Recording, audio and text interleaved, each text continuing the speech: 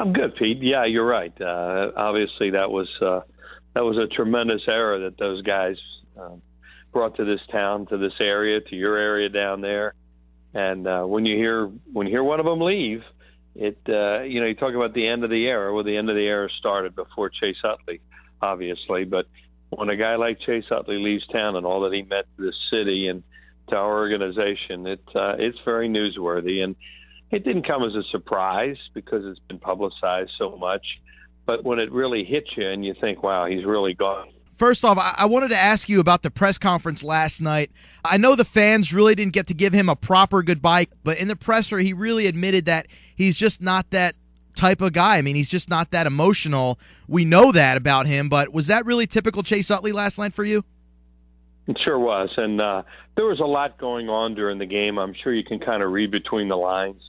The idea was to try and give him some kind of a proper send-off during the game, but it didn't work out because the deal was not official, and you just can't do that. You cannot, and it's so involved nowadays with all the things you have to go through and all the hoops you have to jump through on both sides. So it just wasn't finalized until after the game, and everybody was in a waiting pattern, and the fans all knew what was going on, and Chase knew that they knew, so that's why I thought it was pretty neat that he tipped his cap that way as he went into the dugout.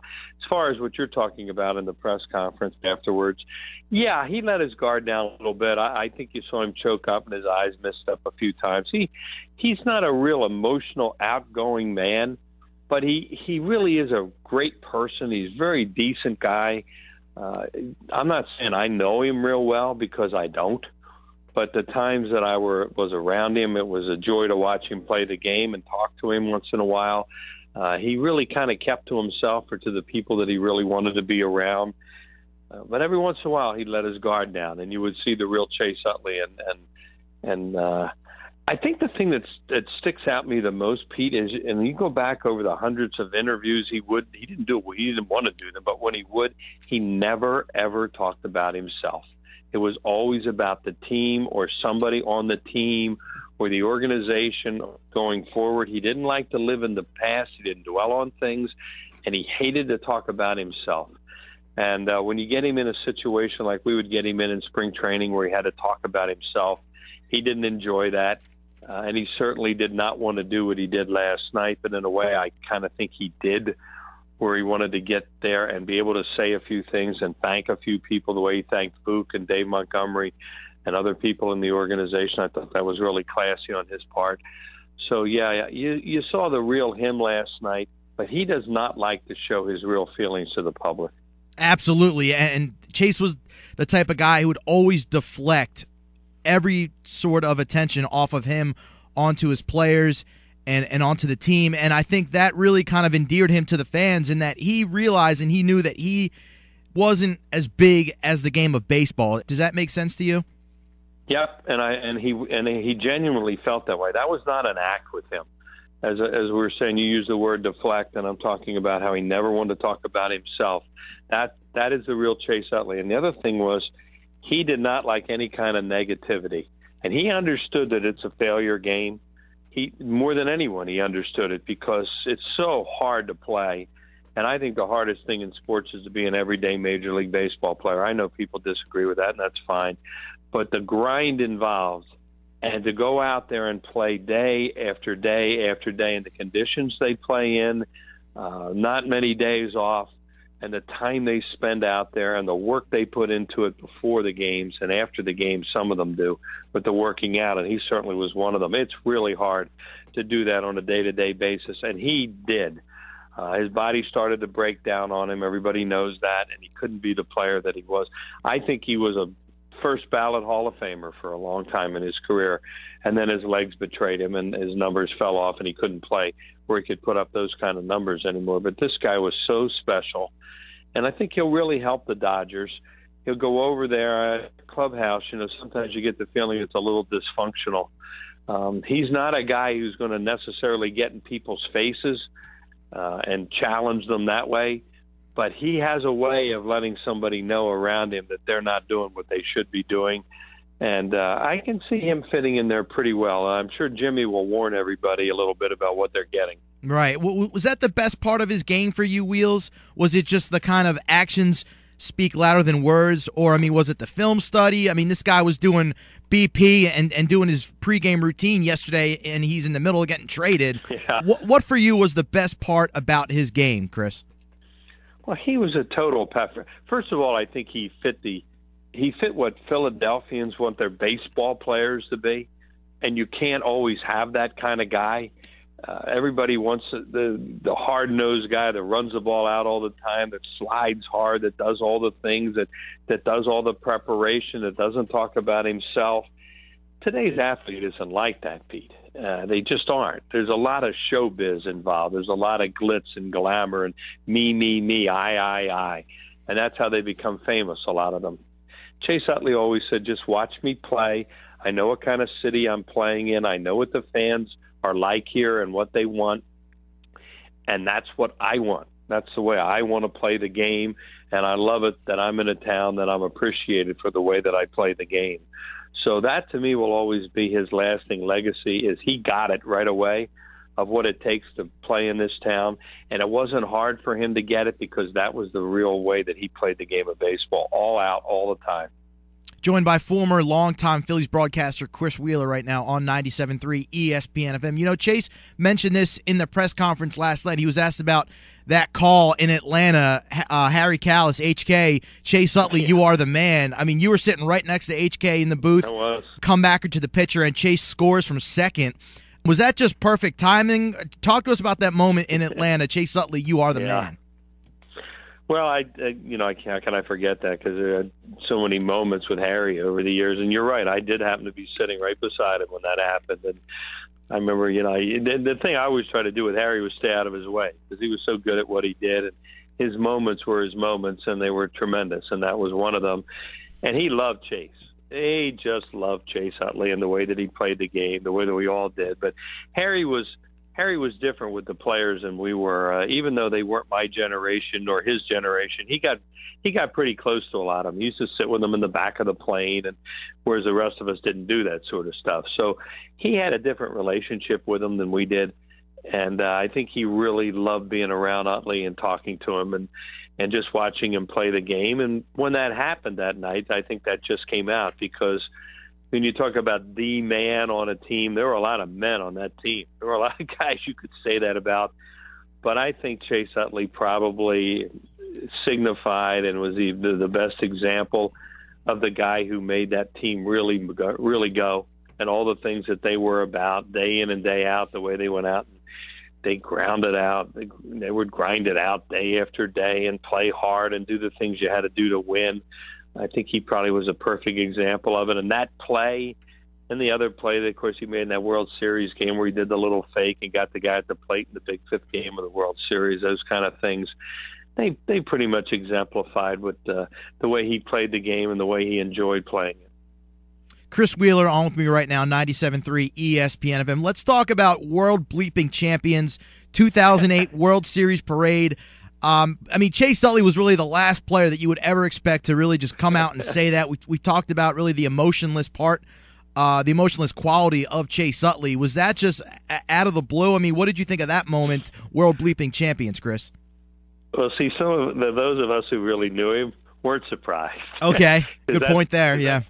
That's the real Chase Utley. But for him to let his guard down like that, we kidded him later and said, well, you just thought you were in front of 40,000 of your closest friends in the ballpark. You didn't know you had a national audience when you said it.